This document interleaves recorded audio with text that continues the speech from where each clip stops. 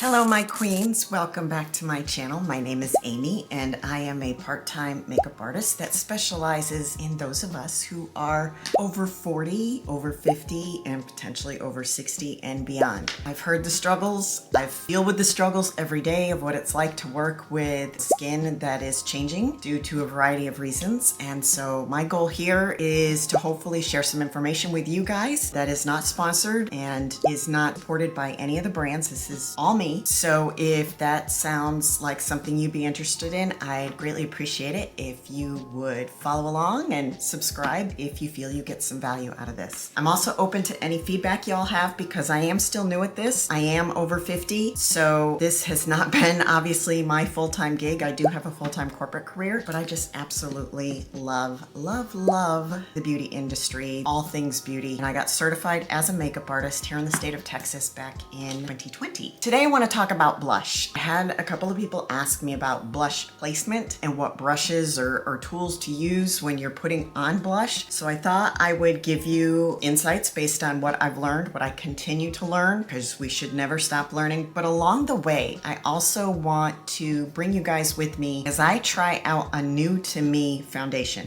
It's a brand that was launched this year. It's called No Makeup Makeup. However, the founder is no stranger to this industry. She's actually the OG of the original No Makeup concept and look. Her name is Victoria Jackson. She has been around for many years. She probably spent about a good decade or so on QVC with her beauty products. She's also done quite a bit of philanthropy and medical research work because of a condition that her daughter has. And in 2017, she was actually inducted into the National Women's Hall of Fame, which I didn't even know existed, for her support of women, empowerment, and entrepreneurship. So in 2024, she actually released this foundation. It's a cream foundation, and I'm hoping I got the right shade. This was gifted to me, so I am going to give an honest opinion. You guys are going to come with me as I try it for the very first time on my face. I did swatch a little on my hand when I first got it. Shade appears to be okay, but you guys are going to come along with me for this so that we can see what this is all about. Now there is a sponge in the bottom of the container. The container is very lightweight. The sponge is good quality, but I'll be honest, I don't work well with round sponges, so I likely won't use it. I am going to apply it with their brush, which came with it. It is a dense but very soft brush, and then I'll probably maybe go in with my sponge just to maybe if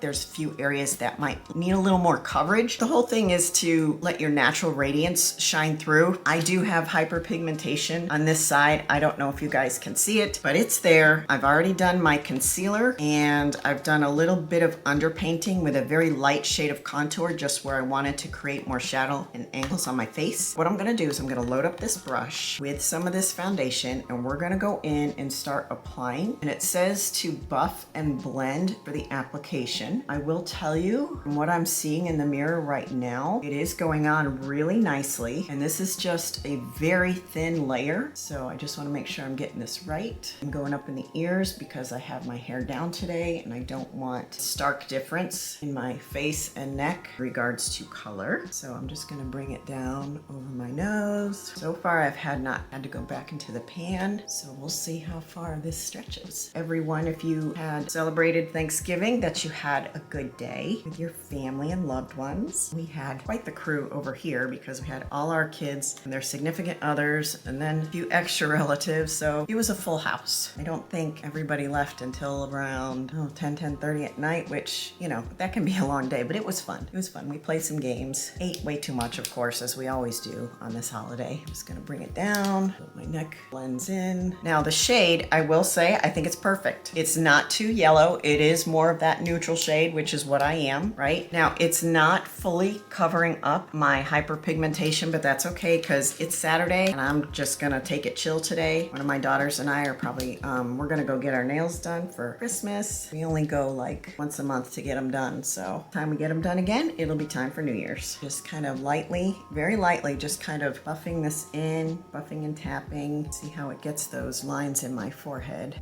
pesky little lines. Let's see here. So far, so on my face, right? This area here, I really like the way it's applied. It's even, it's not patchy. I will tell you that I went in with my normal skincare routine and my normal primer that I've been using, which I don't have it. Let me get it so I can show you. I've been using this that I had purchased, and it's from Wise Beauty, which is YSE. It's called Skin Glow SPF 30 Primer. It's a tinted sunscreen primer, and it gives you such a gorgeous glow on your skin, but it doesn't always work with every single foundation that I wear. So sometimes, like if I use a luminous foundation, I won't use that because then I'll like look like a disco ball. And my skin is not the least bit oily. I'm actually dry. Not dry to where you see flakiness, but dry to where you can feel it. So I do like that product a lot, but I just got to be mindful of what foundation I plan to wear for the day. And yes, I have multiple versions of foundation because the ADD in me loves to try new stuff. So that is blended. I think what I'm gonna do is I'm gonna take my sponge, and I love these angled sponges, and I'll be honest, I'm sorry, I don't know what brand this is. I'm just gonna take a tiny bit on the sponge, and I'm just gonna tap it in those areas, and I'm not dampening the sponge because I don't want to pick up any of the product. Just kind of want to press it into the areas where I have a little extra coverage that's needed.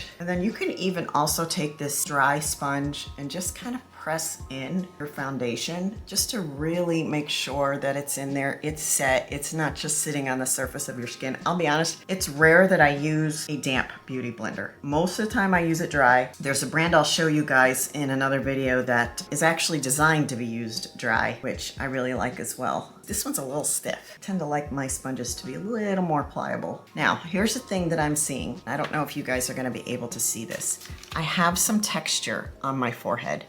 And when I look close, I can see that. Now, I don't know if somebody walking up to me will see this or not, and I'm not sure if it's the skin prep that's doing it or the way I applied the foundation, but I'm not seeing that anywhere else. I'm not seeing it in through here. I'm only seeing it on my forehead. So I may have to play with this a little bit more. I actually like this foundation. It's like, I feel like nothing on my skin. So let's talk about blush. I've got a cream blush, a liquid blush, and a powder blush. And let's talk about application and the different tools and your face shape. So I have an oval face. With my hair pulled back like this, you can really see it. Most of the time, because I am dry, I will use either a liquid or a cream. I may set it with a powder. Once in a while, if I'm feeling a little squirrely, I may do the whole Patrick Ta thing and I'll do the powder with the cream over it. Depends really on how much time I have and how adventurous I want to be. So Cali Ray has a liquid shadow. This one is the shade Dope. Because I'm cool toned, I tend to go with the cooler tones of blush. You want to make sure you get a blush. If you just want the blush to enhance your features, get one that matches your undertone. So if you tend to be more warm, you'll want to go with more of like the peachy shades. Whereas if you tend to be more cool, you're going to want to go with the cooler pinky shades. And if you're neutral, because I'm actually neutral, I base it on what foundation I'm wearing. So if I'm wearing a foundation that's a little bit warmer, I'll go with a warmer blush. If I'm wearing cooler foundation like today, I'm gonna go with a cooler blush. Now with these liquids and creams, I never, ever, ever go straight in with the applicator. Ever.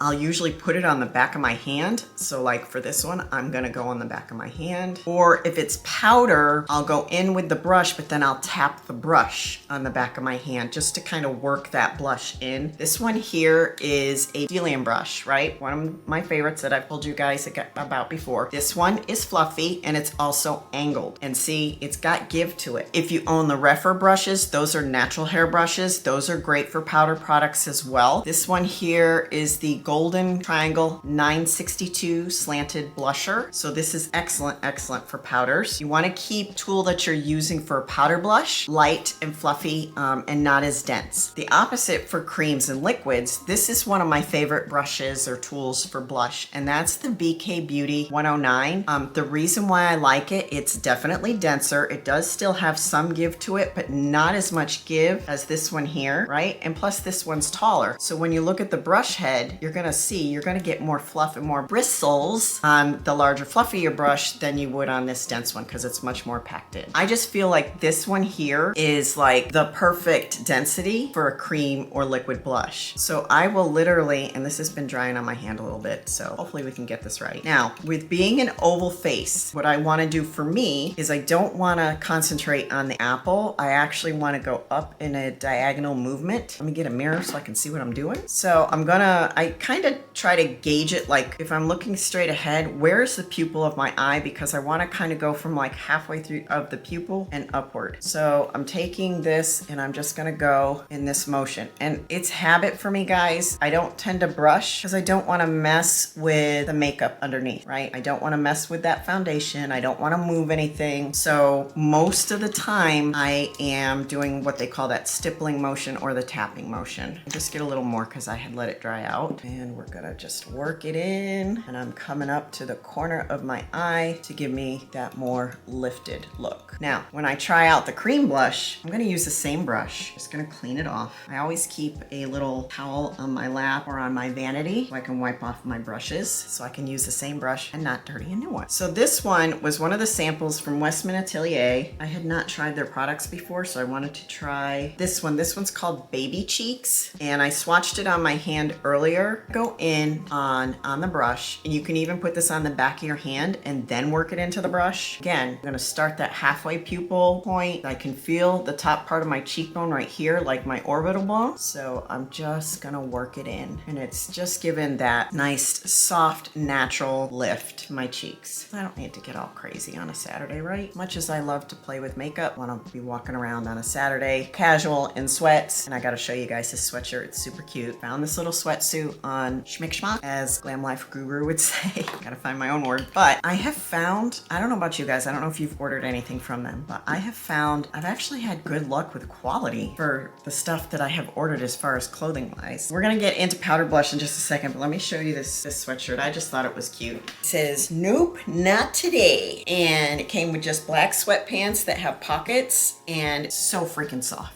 All right, back to blush. Okay, so now I'm gonna take this lighter brush and I'm gonna go into this one. Blush is called Cool Queen. It is from a brand called Pharmacy. It starts with an F. It's based out of Turkey. It is a direct sales brand that I do have an account for because there's certain products I buy from them and I like to buy them at a discount. But you could find something very similar to this. I'm sure Persona, or even I'm sure there's a drugstore blush that is along this shade line. I'll have to look and see what I can find, but let me show you on my finger. It's just a real soft blush pink, real muted. So I'm gonna go in and I'm gonna work the product into the brush. Now this is way too much product, right? I'm actually gonna tap it off, just run it across my towel here because I don't want to get all crazy. And honestly, I do the same motion, that same tapping motion, no matter what the product is, just to get that worked in. And this is actually because I put a cream and a liquid at first. This is just gonna set it because it's a powder. Put a little on the tip of your nose and done deal. Blush is done. Now, let's talk about the different face shapes, right? So,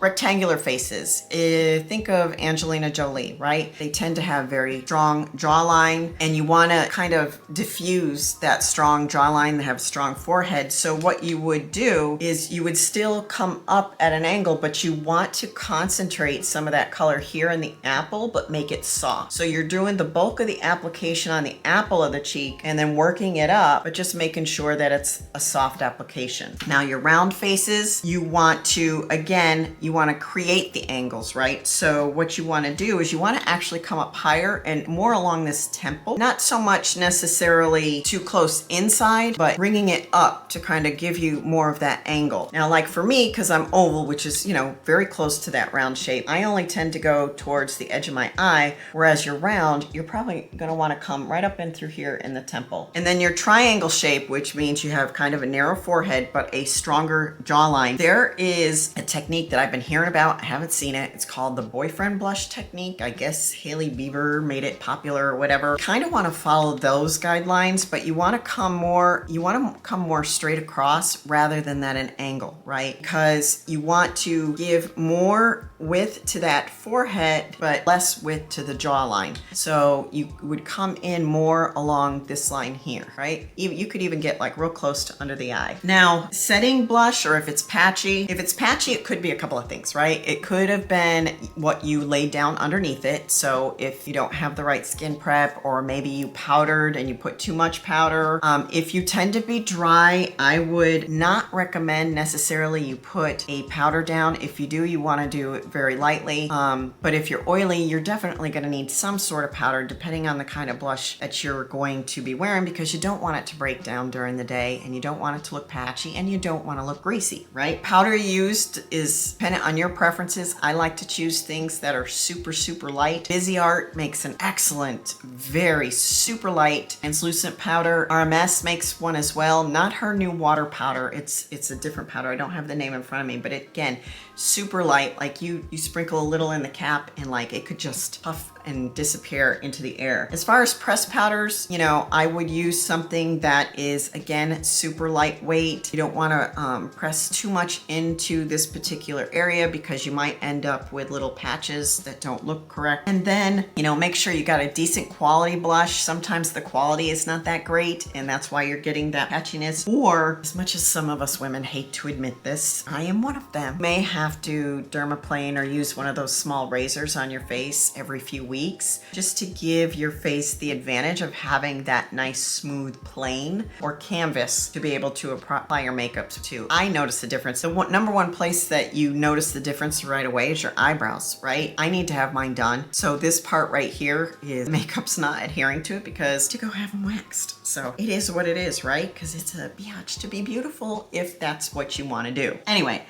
I hope that this was helpful. The other thing I will tell you is I cannot live without setting spray. I don't like the really wet setting sprays. I will use those fix-it type wet sprays in between layers if I'm trying to melt something into my face. But at the end, when all is said and done, I am using an aerosol spray. For me personally, the Melanie Mills, it's super lightweight. It's got a pleasant scent. It doesn't make me feel like I have hairspray on my face. And I've actually been using this one for several years. This is my ride or die, and I will not live without it. I hope this was helpful, and I really do appreciate it when you guys let me know if there's something you want me to do a video on. I appreciate your patience as I get through this and learn all the ins and outs of recording. So I appreciate if you bear with me, and if you would share my channel with your mature queen friends that you feel might get something out of it. You know, you're gonna get from me total transparency. So if you ever have any questions, need some advice or what have you, feel free to,